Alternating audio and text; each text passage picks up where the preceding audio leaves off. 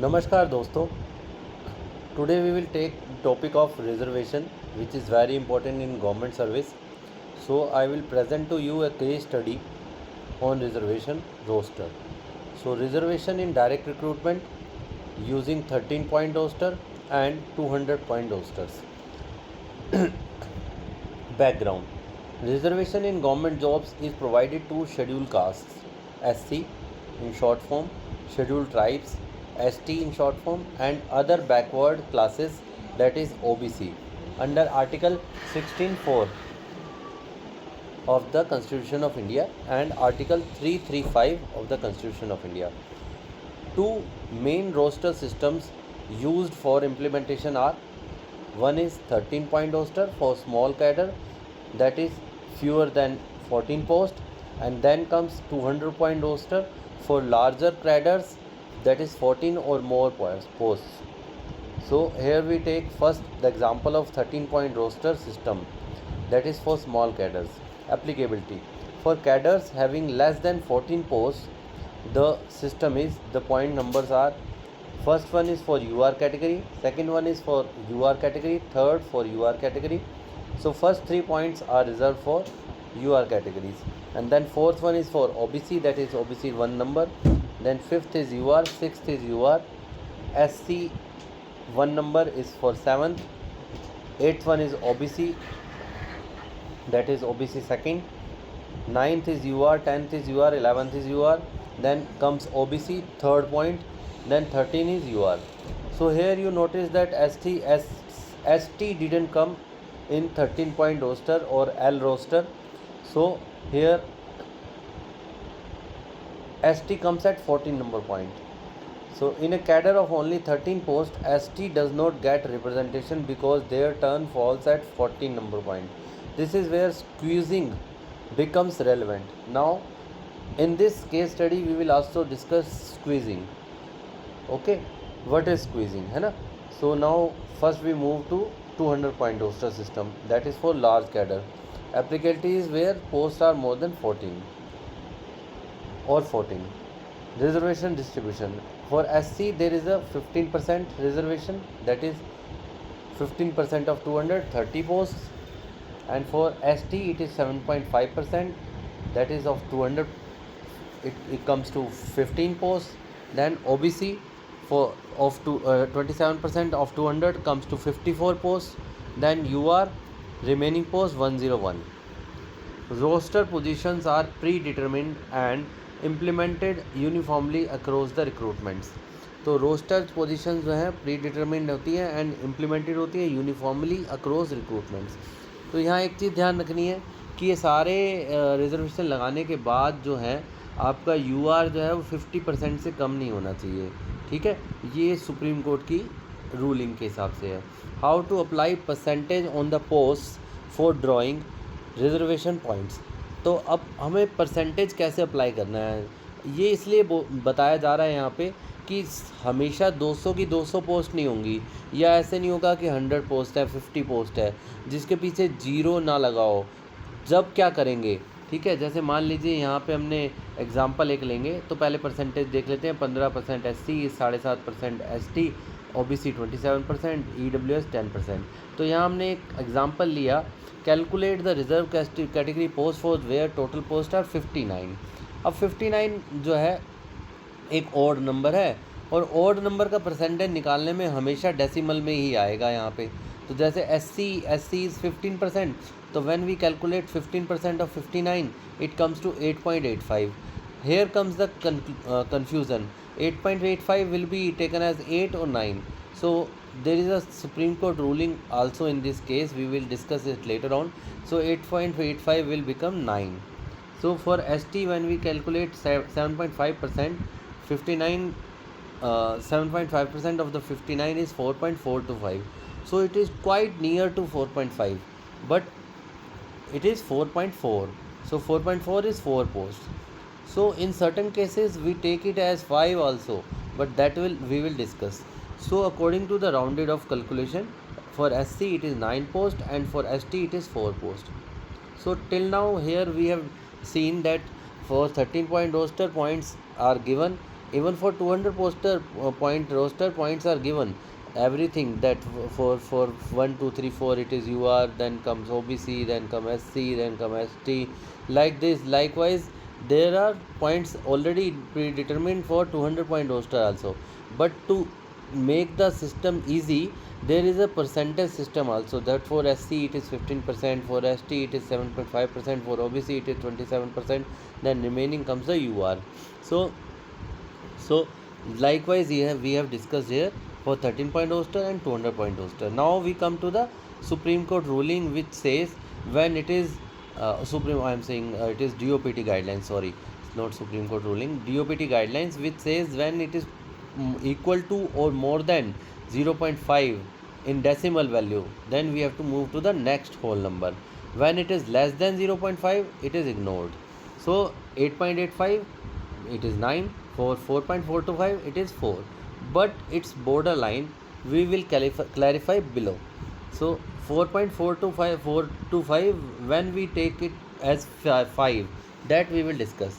So important note on ST rounding: while 4.425 would mathematically round it down to 4, in practical application sometimes institutions consider cumulative effect, representation gaps, or reservation backlog.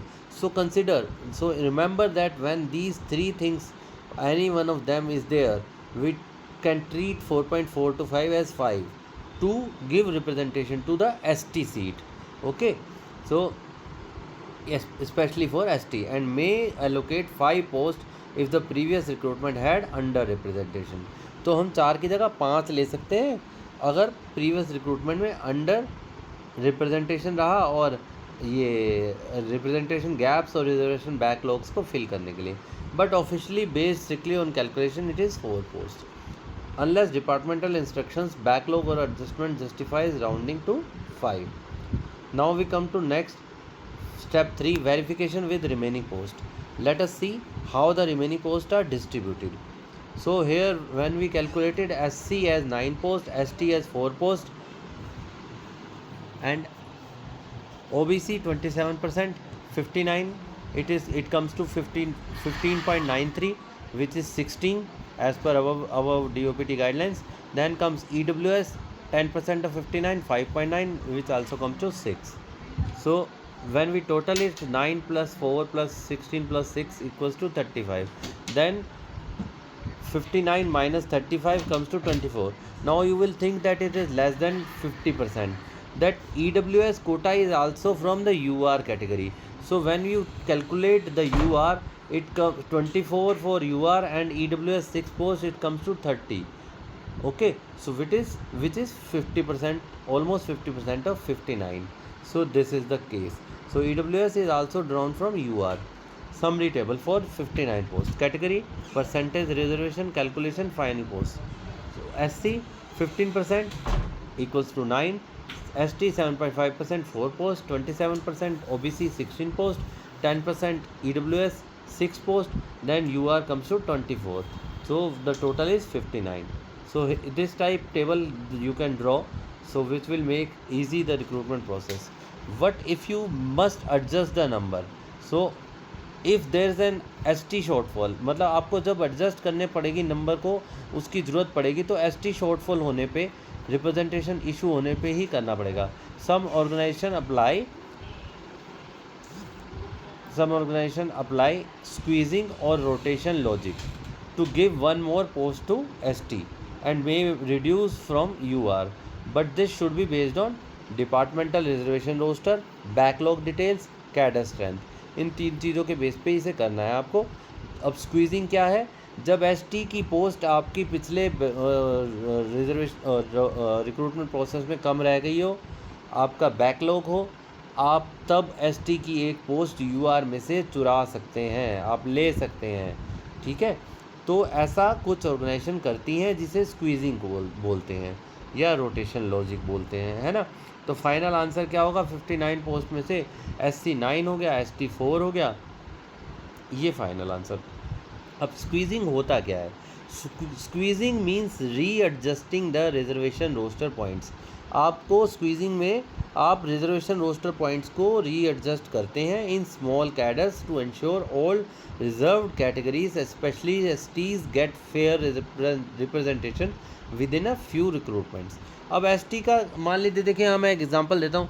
आपने 13 post भरी एक बार, तो आपका ST तो fill नहीं हुआ। दोबारा आपने 12 भरी, फिर एसटी फिल नहीं हुआ। तो आपको एसटी को रिप्रेजेंटेशन देने के लिए यूआर की एक पोस्ट को एडजस्ट करना पड़ेगा, दैट इज़ स्क्वीजिंग। तो is squeezing justified by law?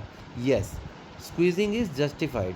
Squeezing is administratively and legally permissible. Legal and policy support. तो डीओपीटी का जो एक ओएम है 2 जुलाई 1997 का, वो स्क्वीजिंग को सपोर्ट करता है इन स्मॉल कैडर्स, ठीक है, to ensure equitable representation. Courts have emphasise effective representation under article 16(4) specially in limited post. तो 16(4) जो है उसमें भी कोर्ट्स ने इसको जस्टिफाई किया है। Squeezing must be documented and implemented judiciously to avoid arbitrary decisions और लीगल चैलेंजेस। तो आपको स्क्वीजिंग करना है तो बड़े ध्यान से करना है, उसका रीजनिंग देनी है आपको, और जुडिशियसली करना है आपको इसको, ताकि आपके उस पर कोई केस ना हो सके, या केस हो तो आप उसे जस्टिफाई कर सकें। तो why use a U R point for squeezing. अब यहाँ एक क्वेश्चन आता है कि यू आर का ही क्यों यूज़ करें? एस टी का पॉइंट एडजस्ट करना है तो आप ओ बी सी से कर लो, आप एस सी से कर लो, या एससी का पॉइंट भी अगर एडजस्ट करना है, मान लीजिए एससी की कोई पोस्ट नहीं फिल हो पा रही है, एससी का कोई पॉइंट नहीं फॉल कर रहा है, तो स्क्वीजिंग एससी के लिए भी की जा सकती है। तो ही क्यों यूआर को ही क्यों करो? तो अब यहाँ पे ये है कि आपके जो कॉन्स्टिट्यूशन ने कहा है कि आपके रिजर्वेशन पॉइंट्स को आपको जस्टिफाइड तरीके से करना है। तो अगर आप किसी और रिजर्वेशन पॉइंट को छेड़ेंगे तो रिजर्वेशन उस पॉइंट की डाउन हो जाएगी। तो इसलिए आप यूआर से ही एडजस्टमेंट करते हैं। The reservation for ST and or SC is adjusted into a point originally marked as UR. This ensures representation without disturbing OBC or SC points already fixed. अब इससे क्या होता है, आपके जो ऑलरेडी फिक्स्ड OBC और SC पॉइंट्स हैं उनको नहीं हिलाते आप जो है UR के पॉइंट को हिला लेते हो। Using a UR point is logical because it has not disturb the quota of other reserve categories and maintains the overall reservation balance। तो ये इसका आंसर है। अदर रिजर्वेशन कैटेगरीज के कोटा को डिस्टर्ब नहीं करना है और ओवरऑल रिजर्वेशन बैलेंस बना के रखना है, तो आपको यूआर का ही पॉइंट एडजस्ट करना पड़ेगा। तो एग्जांपल है इसका, if ST gets no post in a 13 post cadre. अगर 13 पोस्ट कैडर में एसटी को कोई रिप्रेजेंटेशन नहीं मिला है, जो कि मिल भी नहीं सकता क्योंकि 14 पे फॉल करता है एसटी, तो ST reservation can be squeezed into at any point which is originally marked for UR। तो आप ST रिजर्वेशन को स्क्वीज़ कर लेंगे UR पॉइंट के against. The OBC and SC points remain untouched. तो यहाँ हमें स्क्वीजिंग का मेथड समझ आ गया। अगर आपके SC और ST की पोस्ट जो है नई पॉइंट रोस्टर का आ रहा है आपके रिक्रूटमेंट प्रोसेस में, तो आप उसे UR के अगेंस्ट एडजस्ट करके SC और ST को फिल कर लेंगे। लेकिन अभी मैंने ऊपर बताया था कि वो बैकलॉग हो, पोस्ट फिल नहीं हो पिछले साइकिल में, तभी ऐसा करना है, नॉर्मल प्रोसीजर में नहीं करना है, ठीक है। अदरवाइज़ क्या होगा, UR की पोस्टें कम हो जाएंगी और आपका जो रिजर्वेशन का परसेंटेज है वो डिफाइंड परसेंटेज से ज़्यादा हो जाएगा, ठीक है। Other options beside squeezing include. तो स्क्वीजिंग के अलावा क्या ऑप्शंस हैं? Cadre merger. तो आप कंबाइन कर दीजिए छोटे छोटे कैडर्स को और एक लार्ज कैडर बन जाएगा, जिससे 200 पॉइंट रोस्टर लग सकेगा, ठीक है। Rotation system. अब रोटेशन सिस्टम क्या है, एक रिजर्वेशन को दूसरे रिजर्वेशन में रोटेट कर दें। Very reserve categories allotment in consecutive recruitments, ठीक है। Example ST in one cycle, SC in next. तो एक साइकिल में ST का कर लिया, एक साइकिल में SC का कर लिया, तो इससे क्या होगा, रोटेशन सिस्टम से आपके सारे पॉइंट फिल हो जाएंगे।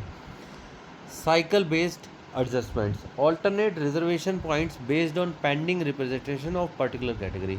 तो पेंडिंग जिसका रहता है उसके ऑल्टरनेट रिजर्वेशन पॉइंट्स को एडजस्ट करो, तो इससे साइकिल बेस्ड हो गया। वैसे रोटेशन जैसा ही है ये, पर साइकिल में नंबर आता जाएगा, रोटेशन में आप चूज़ कर लोगे।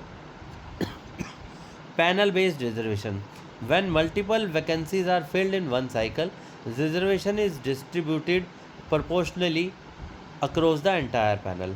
तो जब मल्टीपल वैकेंसीज फिल होती हैं वन साइकिल में, तो रिजर्वेशन क्या होता है, डिस्ट्रीब्यूटेड प्रोपोर्शनली हो जाता है अक्रॉस द एंटायर पैनल। तो मतलब कि अगर कहेंगे कि असिस्टेंट रजिस्ट्रार की भी रिक्रूटमेंट है, डिप्टी रजिस्ट्रार की भी रिक्रूटमेंट है, सेक्शन ऑफिसर की रिक्रूटमेंट है, तो आपका जो पैनल है वन साइकिल में फिल होगा, तो उससे सारे पॉइंट्स इंश्योर हो जाएंगे। Backlog vacancy, use the backlog quota to fill unrepresented categories in future recruitment cycle.